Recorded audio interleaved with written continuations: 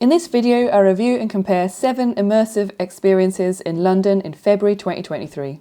Look at Dopamine Land, Frameless, Twist, the Outernet, Flipper's Roller Rink, Richard Mosse and Dali Cybernetics. I share my analysis through the eyes of a designer. I start off with my expectations and how I'm going to assess each one. I've made chapters for each experience if you want to jump through to the one you're interested in. I conclude with summarising the lessons learnt and I pick my best. So I've just arrived in London. I'm trying to go and see 9 immersive experiences this weekend. As someone who's trying to create their own immersive experience, I'm going to be comparing and analysing. I'm going to be looking at it from quite a critical angle. So we're going to look at quite a few different elements of all the installations I'm going to visit this weekend. The welcome, the anticipation and excitement of going to each of them, sort of information that I get beforehand, how I'm met at the start of the venue, the interactivity. I'm going to see how they manage the narrative. Does it feel like a unique experience to me, or is it something that I'm just walking through? Look at the physical layout, scenography, and then on top of that the digital layer, any projections, screens, sound. But most of all, I'm really curious to observe how other people experience the space. Going to see how different types of people, what they tend to look at, what grabs their attention, if they do actually engage in the interactive elements, or if they just wander by, whether they're groups, individuals, what age they are, families.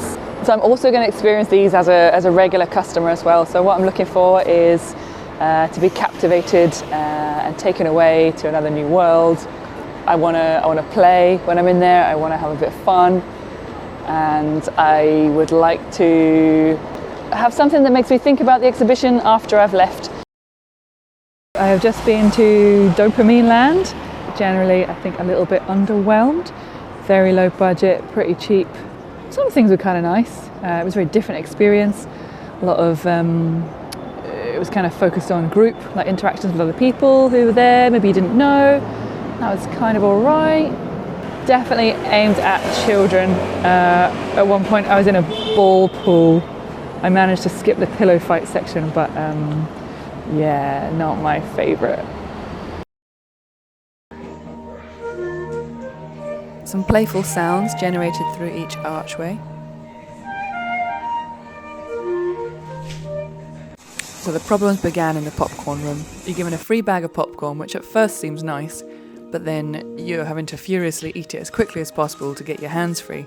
So I think I was in like 5 or 6 different rooms still holding this bag of popcorn, which was really in the way and a little bit unhygienic. And the mess it created around the exhibition with bits of popcorn on the floor or people discarding the bags really needed to factor in some cleaning schedule to manage that. And actually it was messy in many rooms, which came across as quite unprofessional.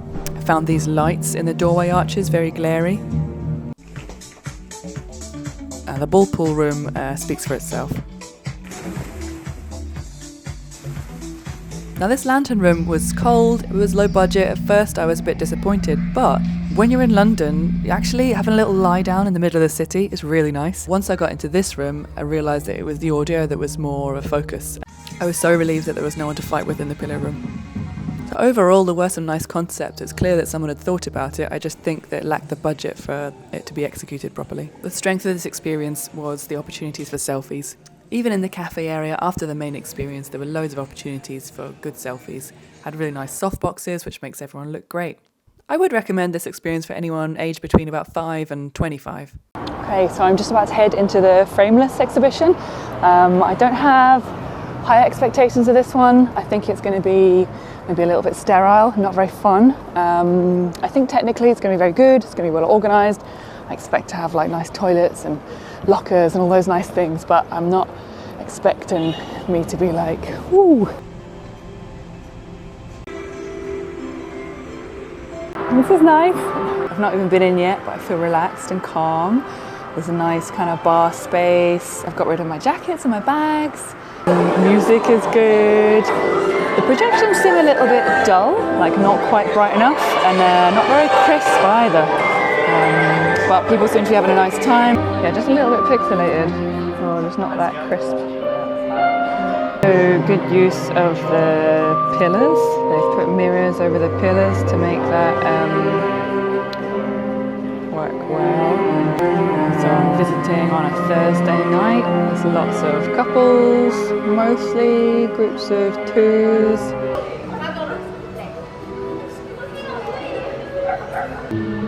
This is very nice.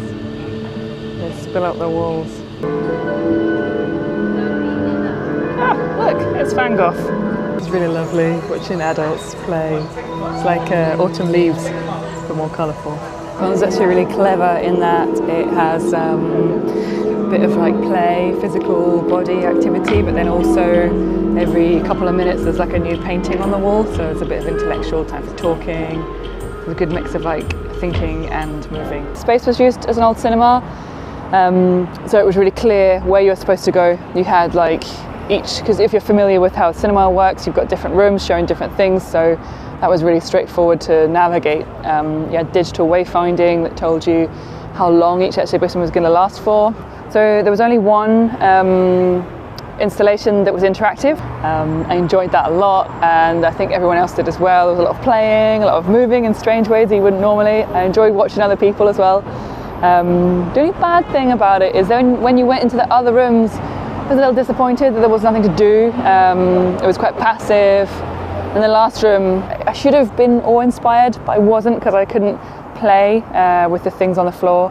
So that's something to bear in mind. So I just come out of Flippers roller disco. It was great. It was definitely immersive. Had fun. Tunes were good. Vibe was nice. Everyone was really friendly. And I'm going to go back again on Saturday because I liked it so much. It reminds me of about 15 years ago when I came to a roller disco in London. It's where it all started with the roller stop in Glasgow. After coming to a disco in London on my own, just having the best time, and yeah, and the rest is history. I'm ready.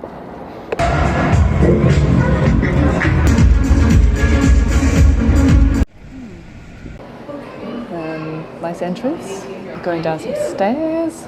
That makes you feel like you are going away from the world, away from the street. Props to help you view the exhibition.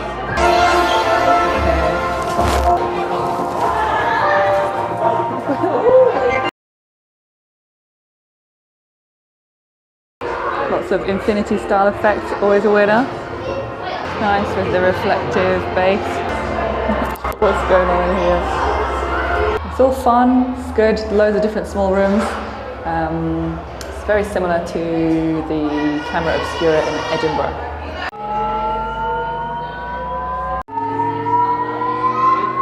Yeah, I'm having a good time, this is fun. I didn't even notice this little camera here.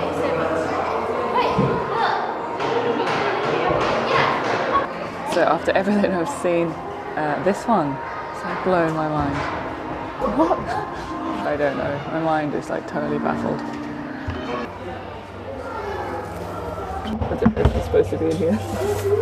Here, just outside the exhibition, there is a big space for groups and schools to sit and hang.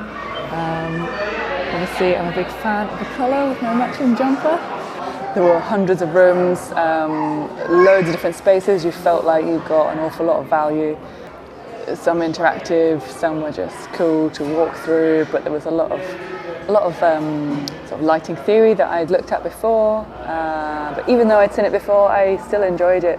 The use of colour, block colour, to differentiate the zones, light level. I enjoyed it, kids enjoyed it. This has been great. I really wasn't expecting it to be so good, but it's brilliant. Just about to head into the Outernet. Ooh. Sound, plenty of space. It's really nice how you can have these big doors just out into the street. So that's really one way of like welcoming people in. It's just like a big, super easy to enter. It's amazing how you don't notice things. This little connect here. So the stand here points. It's kind of an abstracted version of a figure. So they're moving around.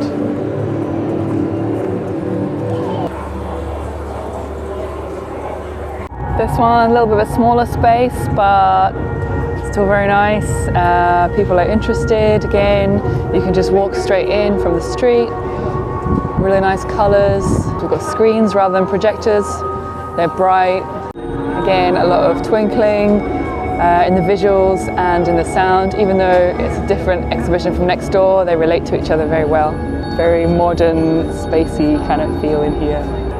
Walls, ceiling, no floor. The floor is regular, but there's sort of screens everywhere. I'd say this was more frameless than yesterday.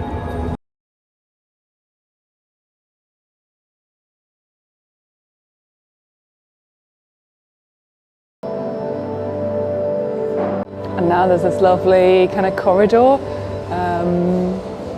I guess it's just kind of a little joining building bit.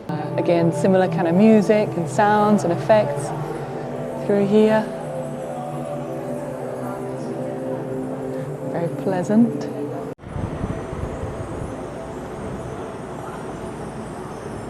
Just arrived outside the Dali Immersive exhibition, about to head in. It's by the same organisers as the one with the pillow fight, so my expectations are quite low.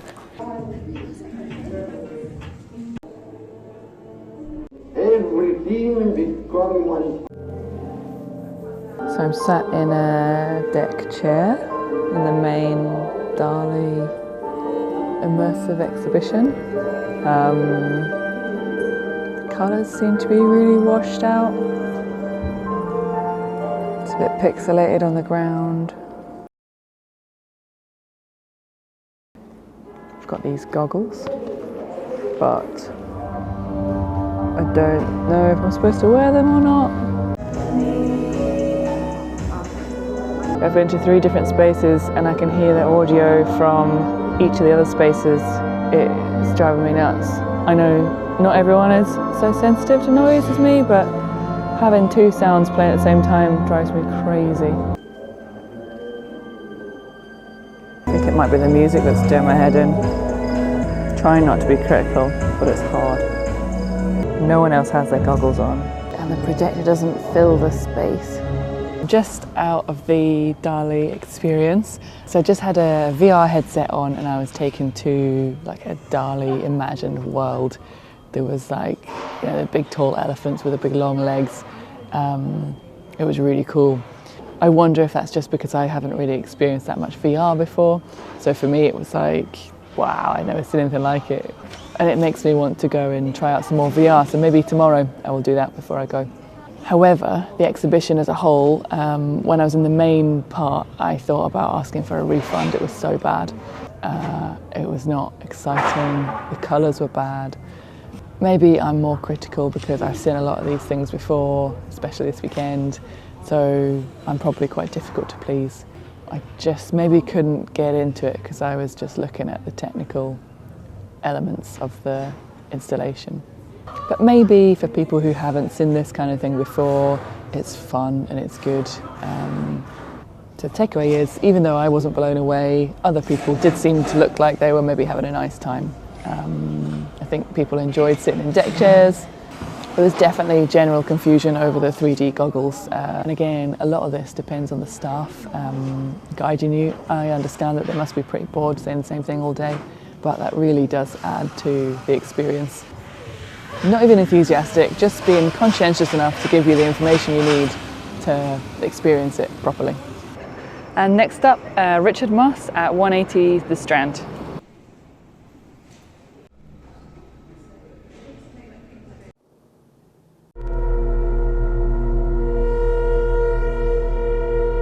So just out from seeing the Richard Mosse video, which is the main part of the exhibition.